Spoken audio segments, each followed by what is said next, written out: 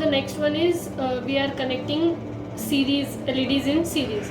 So first I have taken one LED, the longer leg goes into this, the shorter leg goes here.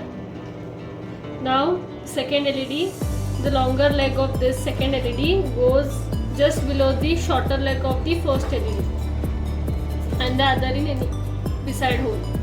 Then third LED, the longer leg of this goes just below the shorter leg of the second LED,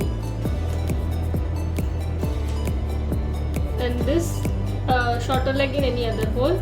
The resistor just goes just below the third LED's shorter leg, and with another white color LED.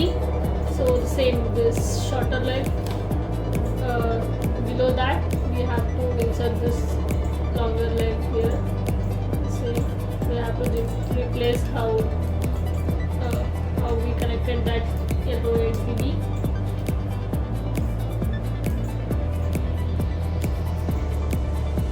And then this ground here below this resistor.